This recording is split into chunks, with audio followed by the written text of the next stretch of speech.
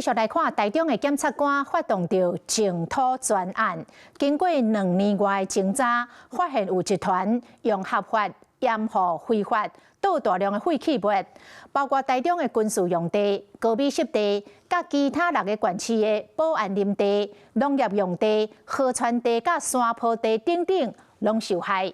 檢方總共逮捕164個人，查扣涉案的資產8894萬，目前已經有32個人方受押。內地集團的成員洗過手在烏地面，想要偷帶大量的廢棄物，犯罪過程攏去予事先賣好的環境記錄落來。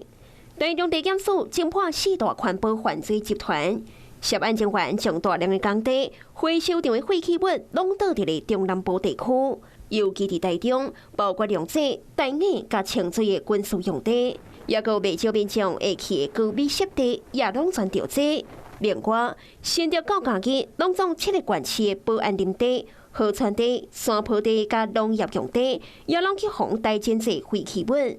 檢警也根據測量，帶本事的溪有偌深，結果平均有36公尺深，若有化學粒仔甲點仔膠，甚至閣檢驗出有地二砷等等的有害物質，嚴重破壞自然環境。充分運用 GPS 追蹤、遠端監控、車牌辨識、空拍搜證、數位鑑識及金流分析等科技偵查手段，但是這個涉案嫌犯造成清運車隊倒廢棄物，若緝捕，閣還環境手骨推去受傷，互銬起來帶登的派出所，甚至有嫌犯明知影犯案工具，互銬入去保管場，竟然破壞防護措施，偷摕家私繼續為非三做，因造成河川甲林地嚴重污染，愛恢復至少愛開超過10億。檢警查緝164個人，起訴80個人，查扣超過100台犯案車輛甲器具，